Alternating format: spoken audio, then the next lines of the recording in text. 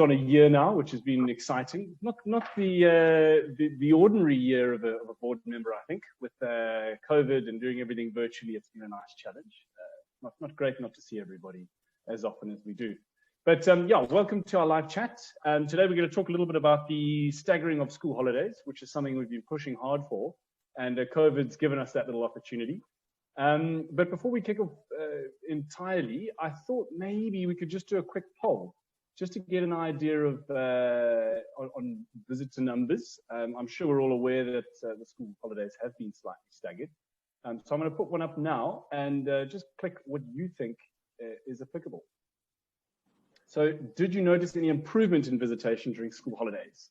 Whether it be an attraction or a museum or an experience. So just click which one you think suits you best.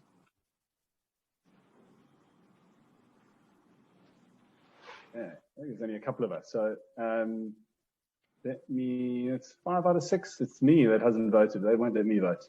Okay, so I'll just say now, it seems like everybody is, or 4 of us at least, out of the 6 have noticed that there was a big increase. From our side, from Happy Snappy side, we operate obviously in a couple of different attractions around the country, and we have definitely noticed a big increase, which is, or a big difference in the changing of the school holiday. So that's quite interesting. Cool. So without further ado, I just want to say hi to Selena, our fearless leader and chair of AAVEA, and maybe just over to you to give us a little update on where we are and how you're doing. Hi guys, good morning everybody. Well, we had our AGM, was it this week? Yes, Tuesday. And I have to say I'm very pro AGMs online now. They're nice and quick and easy. Nobody wants to have them at the end of any conference. It's between you and the drink. So that's definitely the way to go, I think, even when things return to any set of normal. And I want to welcome 2 new board members here, Kelly Smuts from the Cape Diamond Museum and Salma Hercules from Table Mountain Aerial Cableway. Maybe you guys could just unmute yourselves and give us 2 lines as to why you wanted to be on the board, what your role is, etc. Let's start with you, Kelly. Hi everyone. Yeah, it's really exciting to be a part of AAVEA. I wanted to be a part of something different. You know, I've been at the Cape Town Diamond Museum for going on 9 years now, and it's just great to be a part of something that represents Africa. You know, as I mentioned in my write-up, that I love Cape Town and I love Africa, and I think that people need to explore more and see more, and the more we out there and we speak more, yeah, so I'm just really excited to get to know everyone a bit better, and hopefully I can add some value along the way. Thanks, Kelly. We're delighted to have you on board, and thank you for offering your time. It's appreciated.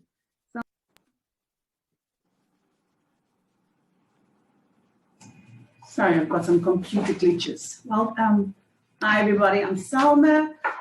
I'm excited to be part of this team. My reason for joining is we've always wanted to have some representation from Table Mountain on AAVEA, and unfortunately with Fazila leaving us, it left an opportunity for me to join, so thank you very much. Thanks. Over to you, Johnny.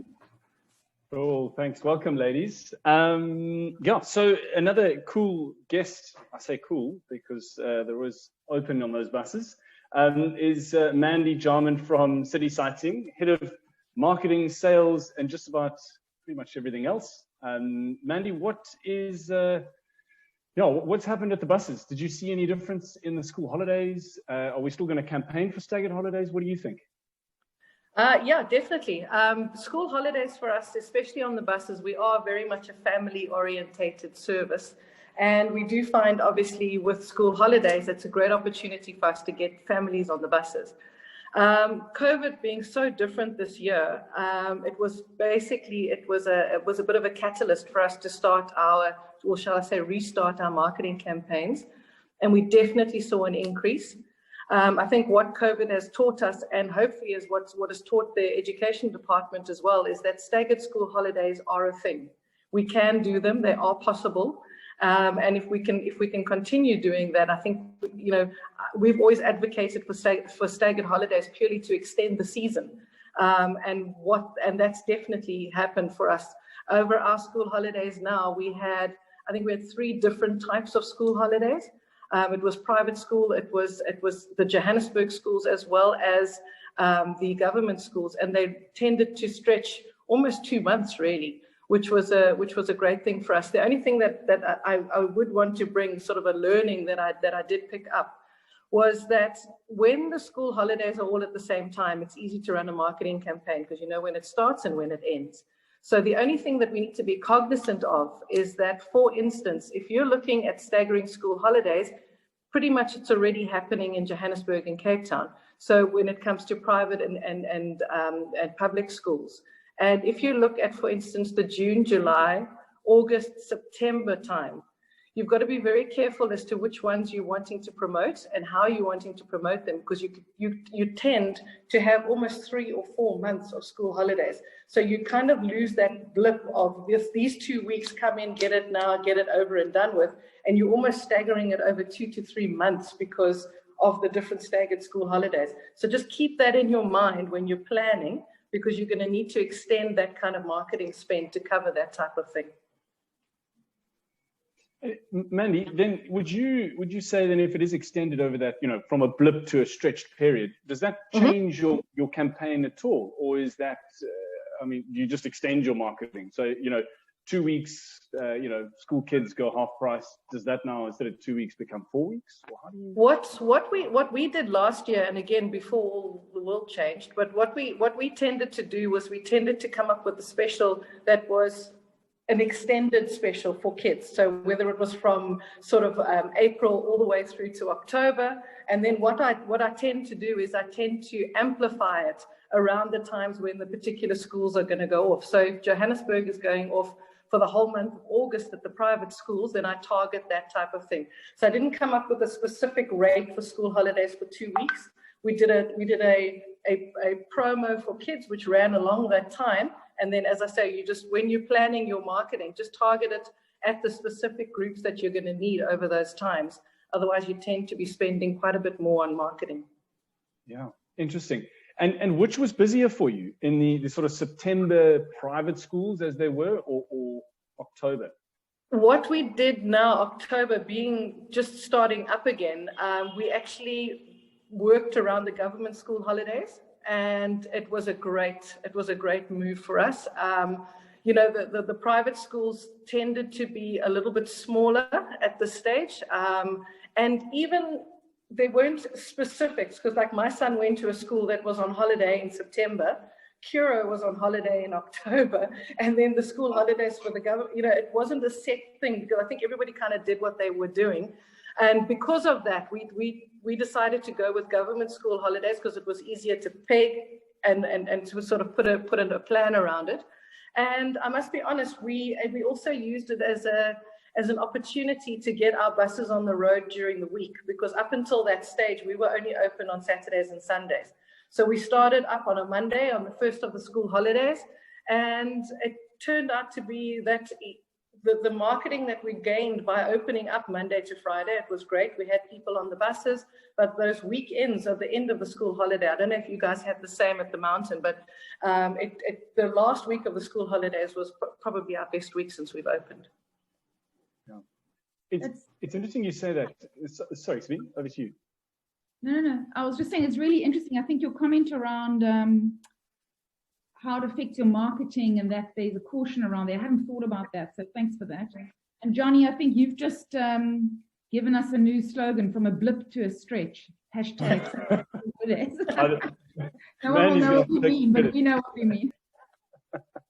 I was going to say, from a visitation point of view, that last weekend of what is, I guess, government or public school holidays, we noticed in Gauteng, I don't know if we haven't got anybody from Gauteng here, but we noticed a phenomenal bump. That Friday, Saturday, Sunday was almost record breaking, which was odd. So we're trying to sort of patch together why that happened and how we can prep for it. But I think another question I had for you, Mandy, was from an operational point of view, having the 2 school holidays separate. We traditionally go, okay, here's our seasonal guys, we'll chuck them in for a month because we know what to do. How do you handle that? What do you do you have sort of half the team? How did you guys manage?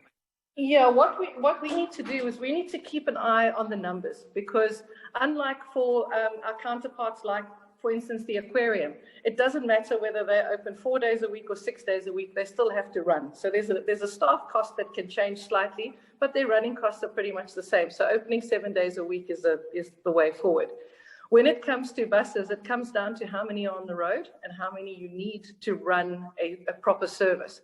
So normally in season time, when, again, I keep saying when the world was normal, but over Christmas time, if you look at our schedules, I mean, I always kid with Klaus that we're very German and we run every 7 minutes to Table Mountain from the waterfront. So every 7 minutes, a bus is leaving the waterfront and there's people on it going to Table Mountain. So inevitably, you're looking at 40 odd buses. So now at this time of the year, we've had to change our scheduling, and as much as we want to be as frequent as possible, it comes down to whether your bus is every hour or every half an hour or every 15 minutes on weekends to basically work around the fact that the numbers just don't warrant having 40 buses on the road. So when we're looking at school holidays, and especially again that last weekend, the amount of standby buses we had just to pick up the groups, and because inevitably they're getting off at Groot Constantia, they're getting off at Hart Bay. So the morning is a beautifully staggered process, beautifully staggered. And then everybody just slams you at 4 o'clock.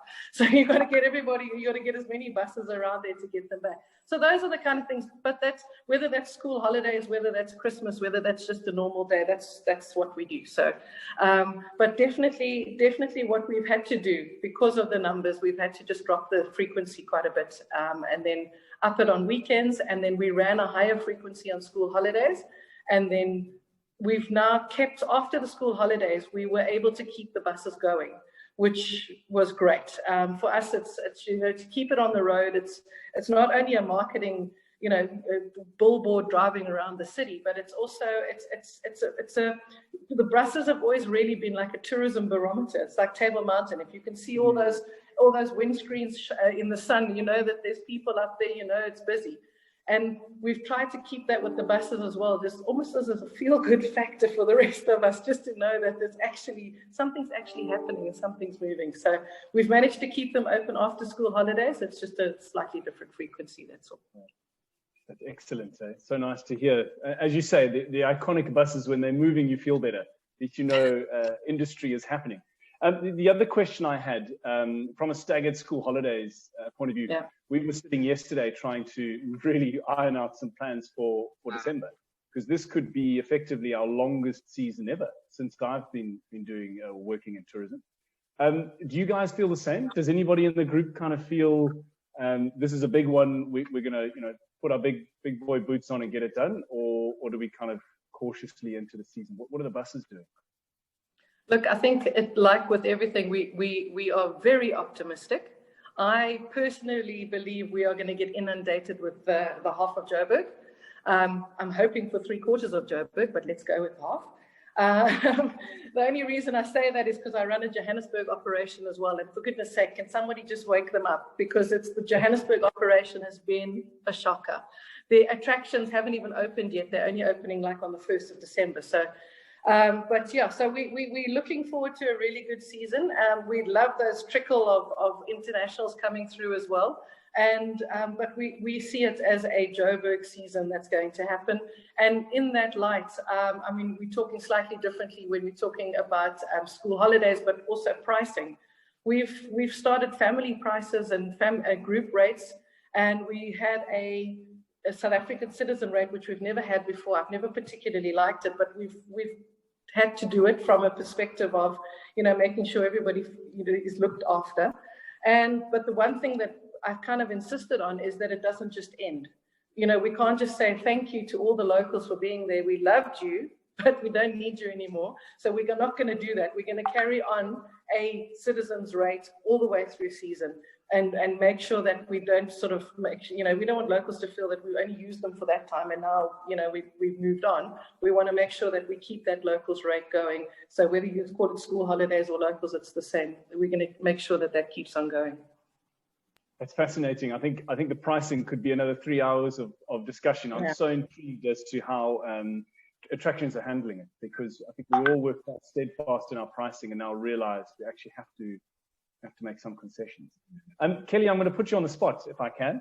Sorry, can I just ask you a question? I just wanted to know, Mandy, what's the difference between your local domestic price and other? Look, at the moment, our normal rate for a bus ticket is 245 Rand. So we came into the market at 179, and we're going to up it to probably 200 Rand. The idea was to then charge a dual price, i.e. the 245 if you didn't have a South African passport.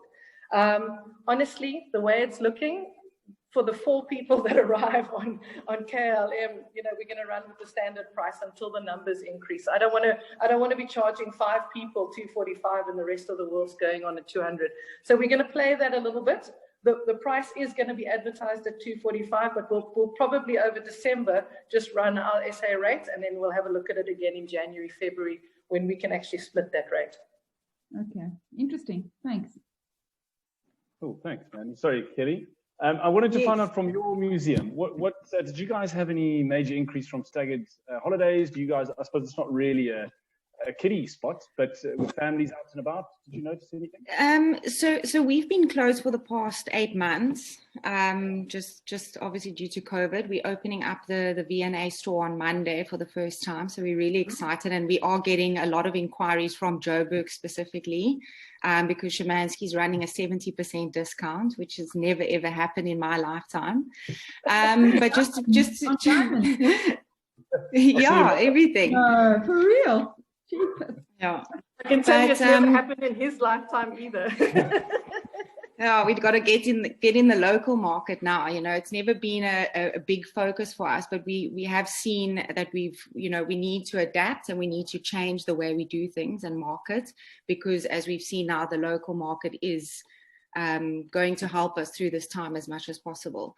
So in terms of holidays, generally December, January would be our biggest time. Durban, Joburg, throughout the year we open 7 days a week, so 9 o'clock till 9 p.m. in the evening. And then for children, we don't charge entrance fee, we only charge adults 100 Rand per person. So yeah, and I mean, kids come in, we've got hats, we've got the mining gear, we've got the shovels, we've got a little diamond, how can I say, like an underground tunnel that we've replicated.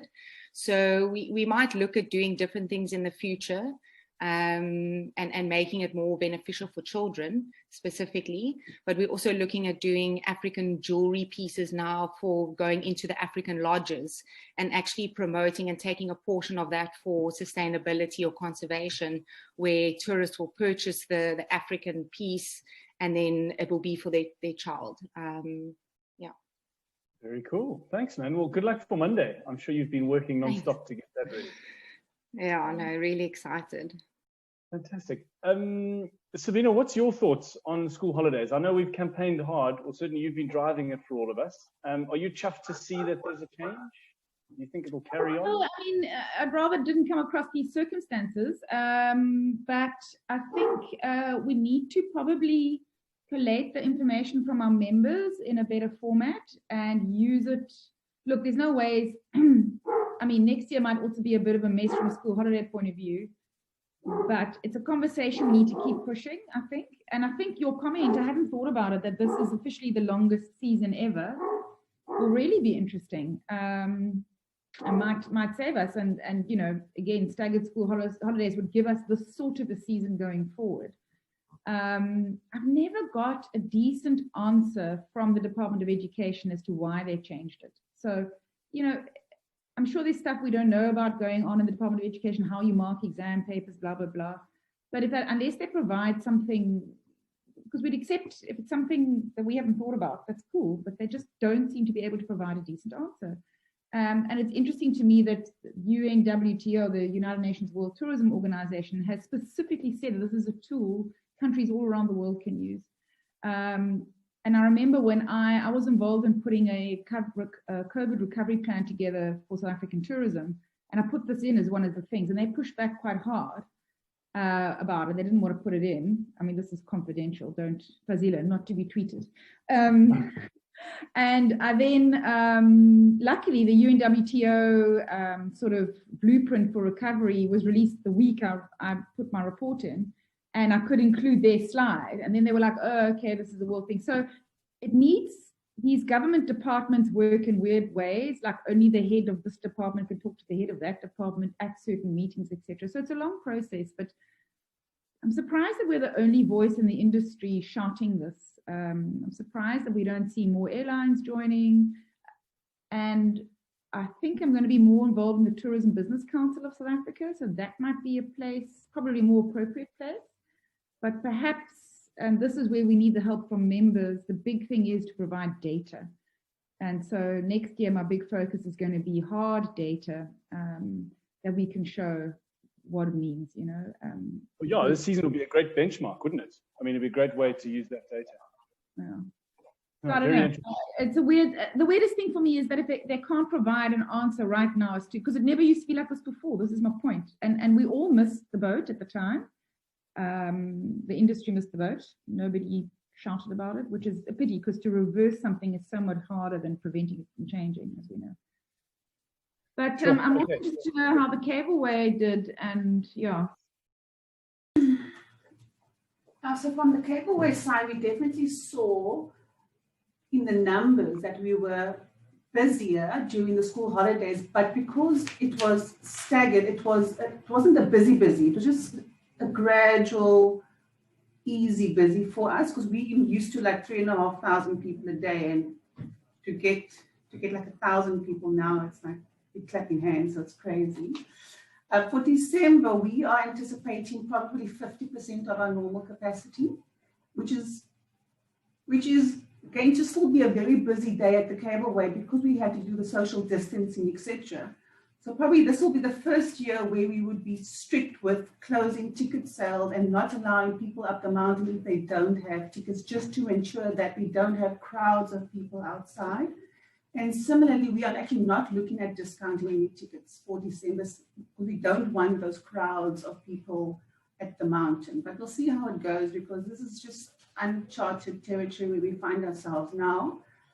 For November, we took a leap by increasing our ticket prices, our discounted ticket prices, from 100 Rand in September to half price in November. And you can see that the numbers have dropped considerably. So there's a price sensitivity that we need to find for the local market. And that's just going to be a trial and error at this stage. Sure. It's tricky, isn't it? It's and I suppose Black Friday doesn't help. Now everybody expects a good discount. So when they come to an attraction, they say, what's your Black Friday deal? And it's hard to turn them down.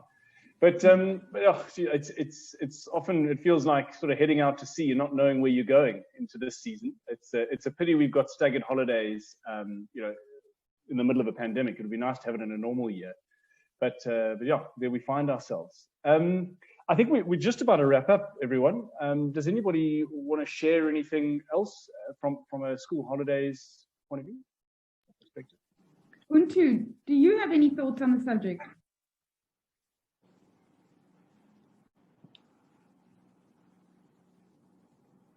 Oh, sorry, I've got to unmute you here. There we go. Yeah. I'm sorry, I missed your question, the last part of it. I just wanted to know what your thoughts are on the subject.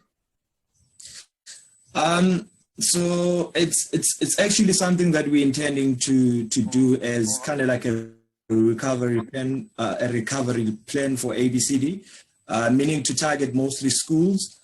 And currently we are working on a project that I currently can't disclose it more about it, that mostly targeting schools as a way of making domestic traveling more accessible to locals as well, mostly targeting the Black communities as well. So we're currently working with some schools in Ekhayelitsha, where we are currently located, of which in the near future we will be coming out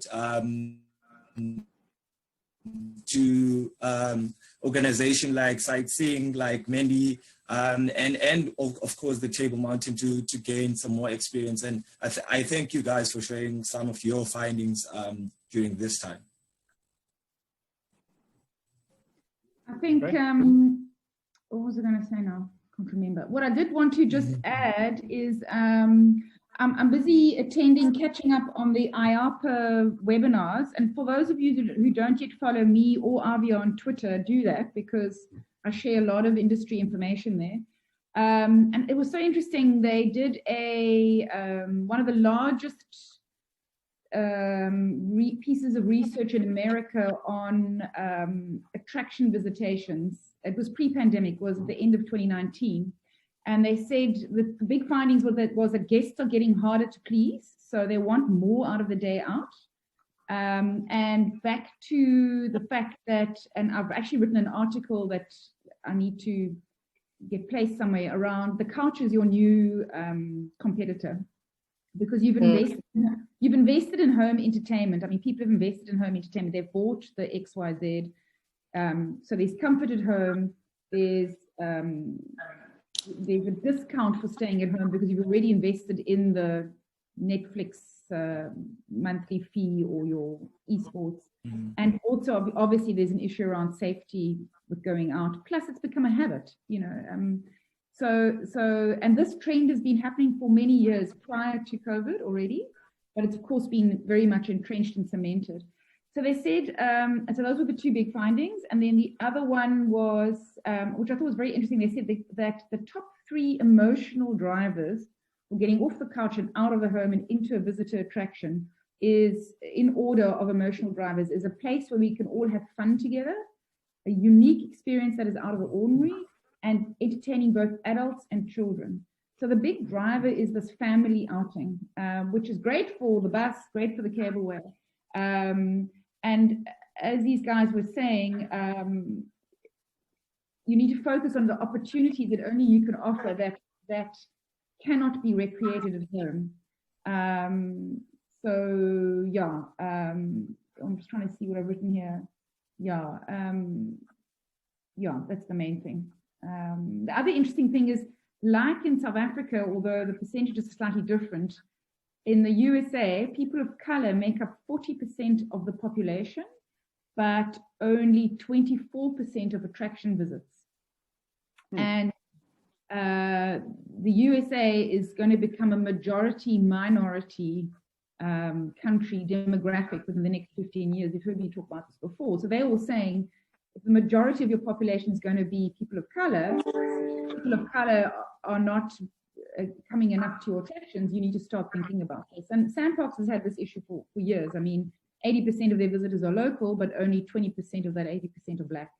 And it's just not sustainable because that's your future. You know?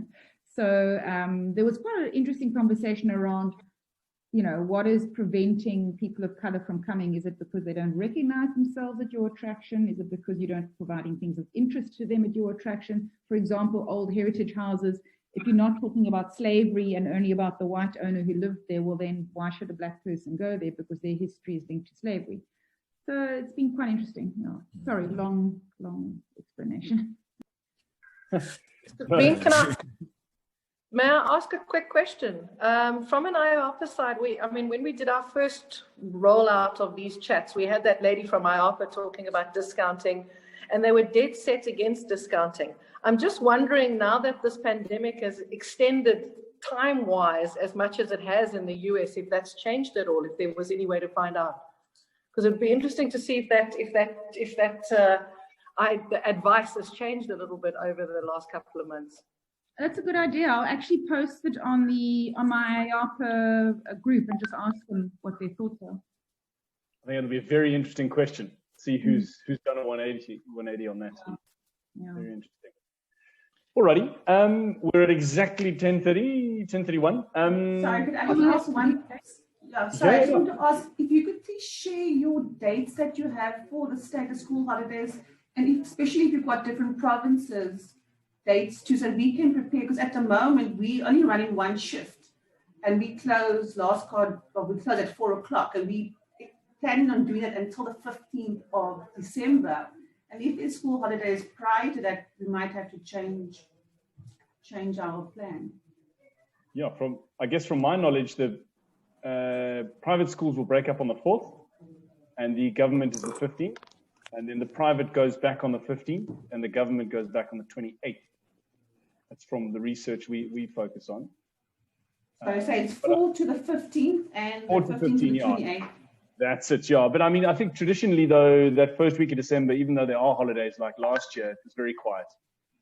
We anticipated much greater numbers. We didn't get them last year. So I think we sort of writing off the first 2 weeks as an average, weekend. And then. And Johannesburg, Cape Town is both the same school holiday? Yeah, absolutely. I think there might be a few days difference, but I think in general, they're the same. Again, I'm corrected. If anybody knows more, that's just from their websites that I pull those up. Okay. And I think if everyone can, I don't know, Sabina, what did we say? Everybody can try and encourage someone else to join us next time. Maybe a colleague or a friend or someone else in the industry who might not be a member, who wants to just have a chat. I know that there's the lady up in Kango Caves, would be good to have them around. Maybe we can get someone from the zoo. I don't know, just to give a different perspective would be great. So if you know anyone, just bug them until they join. Yeah, I find these live chats so useful because first of all, it's only half an hour. Okay, we're 3 minutes over now. And really it's a way of industry sharing insider tips and concerns, and it's quite conversational. And it's just a pity that we have, it's getting less and less. The first one was 48 people and now we're down to 8. So, for the new board members, your thoughts on how we can get more people onto the live chats, or maybe there's no interest and there's no point doing it. Also an option. Personally, I find them fascinating. Yeah, I thoroughly enjoy them. I like picking everybody's brains, so it gives me a good insight to what the industry's doing. Could I bring up one point off the record that I would like to just chat with in this forum, and it doesn't have to happen now, but with the opening up again, the expectation of discounted rates, free tickets, the almost rudeness of people. I don't know if anyone else has come across this, but this sense of entitlement that is going on is actually quite unnerving, to a point where I actually asked this woman the other day, because her email came from, she worked for a chemical company, and she was demanding her discounts. And I said, well, what discount do I get from your chemical company? Because why should only tourism be doing this? But just a thought, I'm assuming you guys have all gone through the same thing, but the sense of entitlement is just something to behold. It is, and I don't know how one can change that mindset, but I think you're definitely not alone in that. I think all of us have battled those guests with who give you $5 instead of 500 for a ticket. That's something to Yeah, perhaps it needs a thought leader piece on something around, and it's interesting. It's a phenomenon. I would say it's a South African phenomenon where people seem to think that tourists must pay, but locals don't have to pay, that they've got a right to these attractions for free. But it costs money to run an attraction, and it costs money for every person that enters your attraction. There's a cost associated, toilet paper, wear and tear. So even if they're free, you're then in a minus. You know what I mean? And of course, we've all been closed for 8 months, so there's a lot of catch up to be done. It's a difficult one, but I see it even with museums. It's like, well, we have a right to this museum because it's about our history. Well, yeah, but it costs money to run a museum. And unless you're something like, we compare ourselves like to the UK or to America, where there's a lot of trustees and foundations and funders of museums, and also where, like in the UK, the government actually pays a museum for every free entry they give. So that's why museums are free.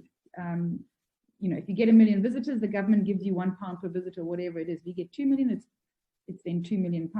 But our government can't pay us that. We have to cover our bills. So there's a education that needs to take place.